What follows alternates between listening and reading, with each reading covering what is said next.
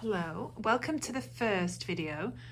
So this is, if you picked the pile of the Jasper leopard Jasper quartz. Okay, so the first card that we've got, if you pick this one, is the Emperor. So the Emperor, it's generally associated with the star sign Aries, and obviously it's generally a man. And this is someone who's quite commanding. If you can see in this picture, he's sat there, he's got all the mountains around him, he's sat on his throne, and he's got his plans in front of him, which do actually look like the constellations in the sky. But yeah, so he's someone who's very focused, very driven, and someone who is, I suppose you could say, he would leave the finer details to other people as well, with him being the Emperor. And you think of an Emperor, he's someone who commands his state, commands where he is. So this could be a man that's in your life, or it could be that you're wanting to embrace this energy more. Maybe you're wanting to be the emperor of your life, or you're wanting to take charge of your life, and you're wanting to put yourself first. And then interestingly, we've got the King of Wands, which is traditionally a fire sign. So again, Aries, Sagittarius or Leo. And again, he's someone kind of similar to this one. So he's someone who would see the bigger picture, and would kind of look at things overall, would leave the details of somebody else, but he would look at the bigger process. I suppose you could say, if you link it into this one where he's got all the constellations in the sky, that's looking at the sky, it's looking at space, it's looking at things in a much bigger perspective. So this reinforces really this card. Again, it could be that you're thinking about someone, if it's to do with love, you're thinking about a fire sign, or you're wanting to call in that fire energy. But because we've got two men, equally, if you're a guy who's watching this, this could be maybe you're wanting to bring in more of that commanding energy. And also the King of Wands has a lot of energy. He's very charismatic, he's very driven, he's very focused, and can also be quite fun as well. So it can be that element of fun. And then the next one that we've got in is Soul Family, which is a lovely card. And generally speaking, Soul Family is about wanting to call in more of a soul family around you, which is people who are on a similar path to you. So it could, okay, yeah, so it is literally calling in your tribe, and a support team, but people who are also on a similar wavelengths to you, who as the kind of the interpretation for this says it's like calling in other people who are as weird as you. And it's just like, if you're looking for a sign that you're going to meet these kind of people, then this card is basically telling you that you will start to meet them. And it's about you wanting to not dim your light anymore. You know, that could be with the people that you're currently with, or you're just wanting to let yourself be seen by people who are interested in the same things as you, who are interested in pursuing astrology, tarot, travel, whatever it is, human design, whatever it is that lights you up, basically. And if you have found them, then this is kind of your message to say, well, let them support you, let them help you, let them, kind of encompass. If it is a man as well, I'd also say, if you've met a man who you feel very soul connected to, then, let him take care of you, let his fiery, wonderful energy be a source of enthusiasm for you as well. Also, it can be as well that if you're wanting to find a therapist or a coach or a healer, that can help support you as well. So that's a kind of an interesting message. So yeah, I hope you enjoyed that. I hope you enjoyed that message, and take care.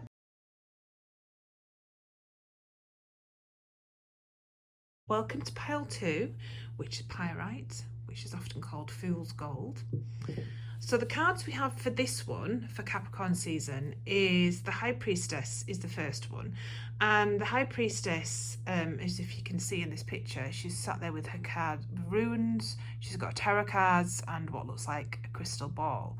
And she always has two towers next to her, which can be like the yin and the yang. Obviously we've got a black candle and a white candle, and she's surrounded by lots of books and knowledge, and she's got her trusty familiar, her cat. So this card is it's about trusting your intuition, it's about connecting in to your intuition, it's about listening to insights. It can also be about becoming more spiritual and wanting to develop the kind of the spiritual side of yourself as well. It could be also if you're wanting to find someone like that who can help, who you can learn from and learn about spirituality or learn about different modalities. And then we've got the Two of Swords. So the Two of Swords is, if you look at that picture, the two men are kind of stood there looking a bit perplexed, and it's about making a decision, is this one, because more often than not with this card, it's like you're not sure what to do, you're not sure which path to choose, you're not sure about making a decision about moving forward, and you can kind of feel a bit stuck. Like these two guys in this picture, they kind of just stood there looking a bit, they're not really doing anything. And it can often be that you're stuck in your head, so you're thinking about, oh, what shall I do, what shall I do, shall I choose this option or that option, because twos are generally about choices.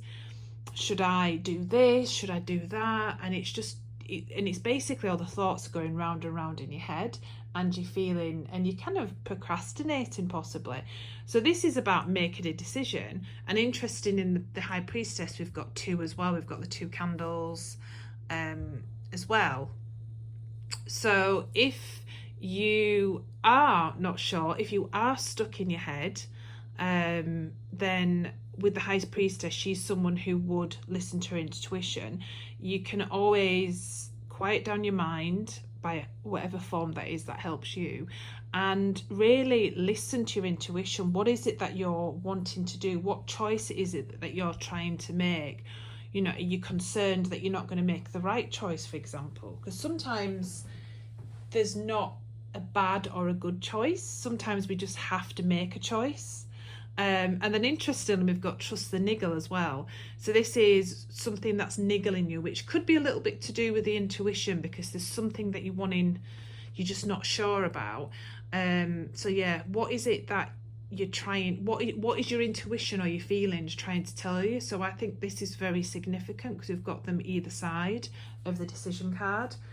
So this is, it's just about, you know, when we get that annoying niggly feeling, you're just not quite sure, something might not feel right, you're not sure what it is, you know, and often I think we can spend a long time ignoring these feelings, and that can be for lots of different reasons why we're not sure if it's right. It can be the ego that's interfering. But I would definitely listen to whatever this niggle is. Again, it doesn't have to be a decision. It can just be a thought where you're just not sure about something. So I would trust your intuition and listen to what it is that it's telling you. Because sometimes it's not until we face that this little niggle or you know, this kind of annoyance inside us, that life can then throw you different things.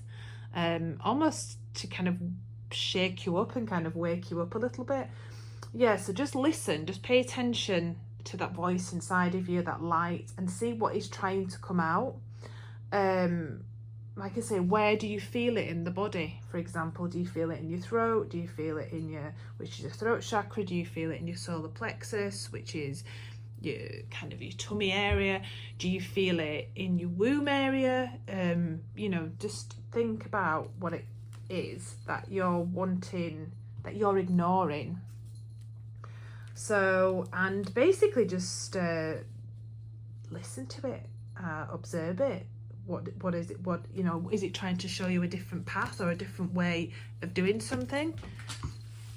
So I hope you enjoy those these cards and the message. And yeah, take care.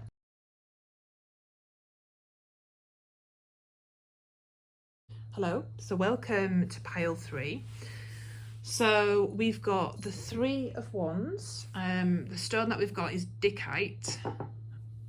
And the 3 of Wands, she's stood there. She's got all this fire coming out of her wand and she's directing it. She's really focused. So this card is about focus, which is good. There's nothing wrong with being focused. She looks like she's really focused on her outcome.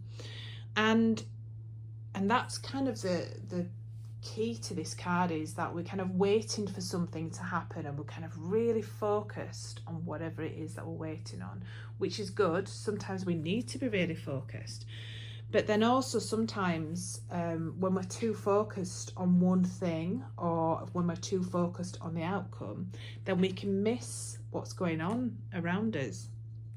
You know, we can miss the magic that's happening around us. So while that is a good thing, it's also being aware, like in this picture we've got this beautiful pink sunset and she doesn't really look like she's noticing what's happening around her. She's just really focused on the energy and on the fire of her wand and on the magic. Whereas, like I say, this is kind of asking you to pay attention also to what's going on around you. It's also as well that a situation hasn't come to fruition. You're still not quite there yet. You're having to wait for it. So yeah, so while it's good to be focused, as I've just said, also try and, you know, pay attention to what's going on around you and also have some fun while you're waiting for it. Then we've got transition. So transition again it's kind of one door closing and waiting for another to open. So this could be it's also kind of death and rebirth, and it's a very good card for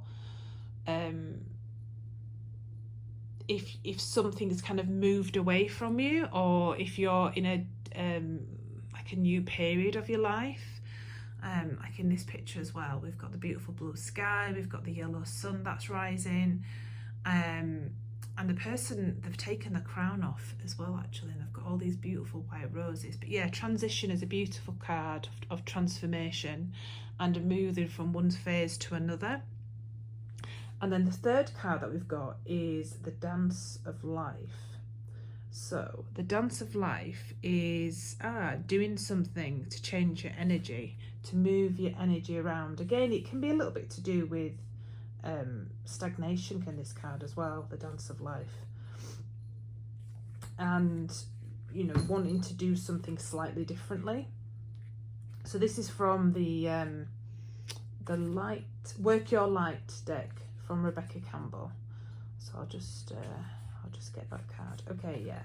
So yeah, it's about move, and also interestingly as well, dancing is a good way to move your energy around as well.